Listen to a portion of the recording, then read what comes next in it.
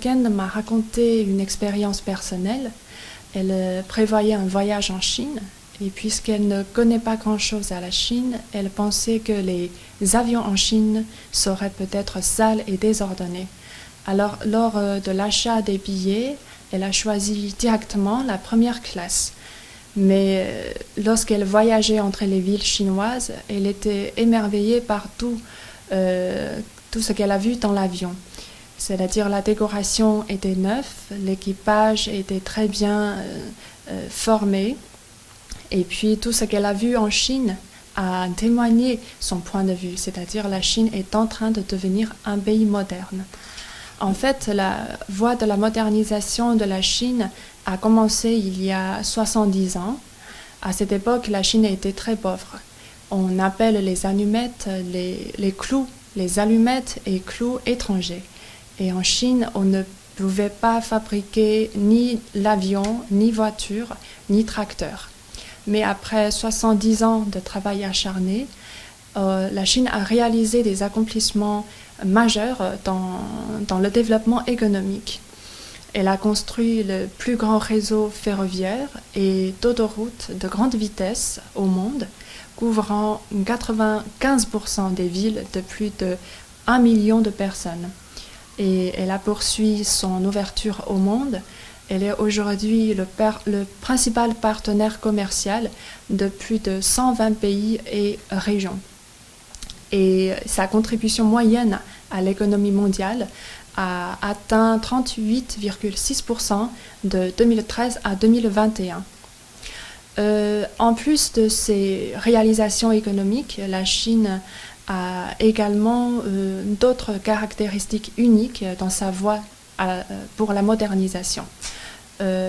Cette modernisation est une voie socialiste menée par le Parti communiste chinois. Le Parti communiste chinois, comme vous le savez, est un parti qui insiste sur son auto-révolution et qui a toujours comme objectif principal de préserver les intérêts fondamentaux du peuple. C'est pourquoi ce parti a gagné le soutien et l'adhésion du peuple chinois. Lors de sa fondation, le parti comptait un peu plus de 50 membres et aujourd'hui il est devenu le plus grand parti politique au monde avec 91 millions de membres. Et à part cela, la réduction ciblée de la pauvreté est une autre caractéristique de cette voie de la modernisation, c'est-à-dire avec des projets ciblés, avec des personnes pauvres ciblées et des fonds utilisés de manière ciblée. Je vous donne un exemple. Dans la province du Hunan, en Chine, les entreprises privées, les plus de 6000 entreprises privées de cette province ont lié des jumelages avec les plus de 8000 villages chinois et bénéficiant à plus d'1 million de personnes. Oui, et je pense que les expériences de ce village n'est pas unique en Chine. Cette lutte anti-pauvreté a permis à la Chine d'éradiquer la pauvreté absolue en 2021. Donc la voie de la modernisation à la chinoise a beaucoup inspiré les autres pays en développement parce que cette voie a brisé une logique jusqu'alors jugée naturelle. C'est la modernisation, c'est l'occidentalisation. Mais la voie chinoise a montré que nous poursuivons une autre voie différente et à travers cette voie, nous pouvons réaliser de grands exploits. Pour vous faire connaître plus profondément la Chine, je vais vous raconter quelques petites histoires. La modernisation à la chinoise est une modernisation avec une très grande population. Vous savez, maintenant au monde, il y a pas plus de 30 pays qui ont réalisé la modernisation et couvrant la population qui ne dépasse pas 1 milliard. Mais la Chine seule compte 1,4 milliard de personnes. Donc la Chine n'a pas d'expérience ou de modèle à directement copier-coller. Elle ne peut faire son propre travail et affronter ses propres défis. Mais la très grande population va causer des défis, mais va aussi apporter des opportunités. Par exemple, l'immense population a engendré les besoins dans toutes les catégories industrielles. Aujourd'hui au monde, la Chine est la seule à avoir toutes les catégories industrielles. Et ensuite, l'immense population va engendrer un énorme besoin de consommation. Lors de la 5e exposition internationale d'importation de la Chine, les plus de 2800 entreprises de plus de 127 pays et régions y ont participé et ont réalisé un chiffre d'affaires pour l'année de plus de 73 milliards de dollars américains. Et il y a une entreprise néo-zélandaise qui a lancé à cette exposition un nouveau produit laitier. Et le premier lot de produits a été très vite réservé sur les plateformes Internet en Chine. Et dans l'avenir, la Chine va pousser de plus en plus de gens à augmenter leurs revenus. Et je crois que ce immense marché va engendrer de plus en plus d'opportunités et va soutenir un développement à long terme de l'économie chinoise. La modernisation à la chinoise prône aussi une prospérité commune pour tous. Vous savez, auparavant, le modèle occidental pour la modernisation est considéré comme une expérience, mais on constate que maintenant dans le monde, il y a des pays qui sont tombés dans des cercles étranges, par exemple le clivage entre les riches et les pauvres. Mais la Chine, depuis son antiquité, prône l'équité entre les riches et les pauvres. Et nous avons promulgué des politiques pour favoriser le développement des régions pauvres. Je vous donne un exemple, c'est un district pauvre dans la province du Zhejiang qui s'appelle Jingning. Ce district est éloigné et la circulation y est totalement bloquée. Les populations là-bas n'ont pas de quoi manger ou s'habiller. Mais grâce à la politique du gouvernement, les habitants de ce district ont commencé la plantation d'un légume qui s'appelle jiaobai. Et puis le district Jingning a pu lier un jumelage avec un autre district qui se développe très bien.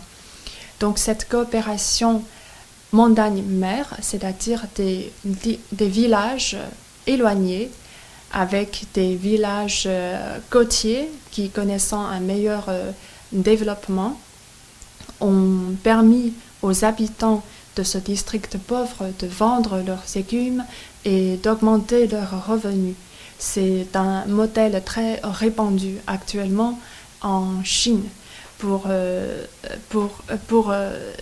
éradiquer la pauvreté absolue. Cette coopération a été beaucoup applaudie par les habitants locaux parce qu'ils ont pu avoir un accès à une vie meilleure. Et la troisième caractéristique de cette modernisation, c'est une modernisation qui prône le développement économique mais aussi spirituel des gens. Et je vais aussi vous raconter de petites histoires pour montrer les opportunités que va apporter cette modernisation au Maroc et à la Chine. Cette modernisation est aussi une modernisation qui prône le développement coordonné de l'économie et aussi de l'environnement. Le secrétaire général du Parti communiste chinois, M. Xi Jinping, a montré une voie à suivre.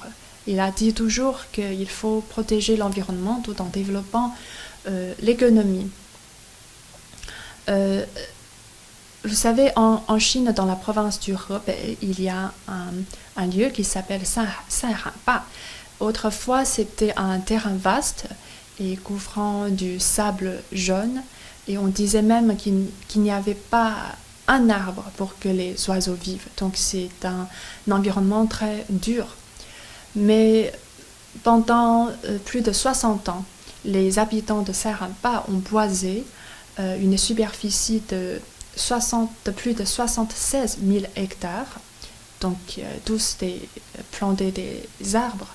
Et génération après génération, les habitants locaux y ont mené une vie monotone pour garder cette richesse et pour transformer une nature sauvage en forêt. Et ils ont construit une grande muraille verte. Donc ils ont montré par leur propre expérience leur détermination à bien protéger l'environnement. Parce que la Chine pense que désormais il y aurait plus de 6 milliards de personnes qui poursuivent la voie vers la modernisation. Donc on doit abandonner une vieille logique de construction et puis une destruction et puis reconstruction. Il faut notamment mettre les efforts dans la construction de l'écologie pour soutenir un développement commun pour les pays du monde. C'est le premier point. Et le deuxième point, c'est que la Chine, dans sa modernisation, poursuit toujours une voie de développement pacifique. La Chine est devenue la deuxième économie du monde en 2010. Et à cette époque, des gens se posent des questions. Est-ce que la Chine va tomber dans le piège de Thucydide? En 2011 et en 2018, la Chine a respectivement publié des livres blancs sur le développement pacifique, exprimant que le choix d'une voie pacifique s'inscrit dans la tradition et la culture chinoise, correspond à la tendance de l'époque et aussi et surtout correspond aux intérêts fondamentaux du peuple chinois. Et la Chine a toujours pratiqué cet esprit dans ses échanges avec les pays du monde. Par exemple, la Chine a toujours poursuivre le concept de l'amitié, de sincérité avec ses pays voisins. Elle est aujourd'hui le plus grand partenaire commercial de la plupart des pays voisins de la Chine. Et aussi, la Chine a beaucoup aidé les pays en développement dans son propre développement. Selon une recherche de la Banque mondiale, l'initiative La ceinture et la route, lancée par la Chine, va aider plus de 30 millions de personnes à sortir de la pauvreté dans les pays concernés. Donc la Chine croit que la paix, la coopération sont les tendances irrésistibles de notre époque. Grâce à cette modernisation, la Chine a pu réaliser de grands exploits dans le domaine économique, mais les gens poursuivent également une meilleure vie dans la culture, etc. Je vais vous donner des exemples. Par exemple, des jeunes qui sont interviewés dans la rue ont mentionné le développement des plateformes des vidéos concernant la modernisation chinoise. Ils pensent que le développement de cette filière industrielle leur a permis d'avoir plus d'accès au travail et leur a permis de montrer leurs compétences et d'exploiter leur potentiel. C'est le premier exemple concernant la vie améliorée des gens. Et le deuxième exemple, c'est la danse de place, qui est aussi connue sous le nom de fitness à la chinoise. Il y a beaucoup de gens de retraite qui pratiquent cette danse après leur repas, notamment dans la soirée. Et pourquoi cette danse est très accueillie par la population? Parce que les gens pensent que en pratiquant ce fitness à la chinoise, ils pourraient avoir un corps sain, une vie meilleure et aussi plus d'amis.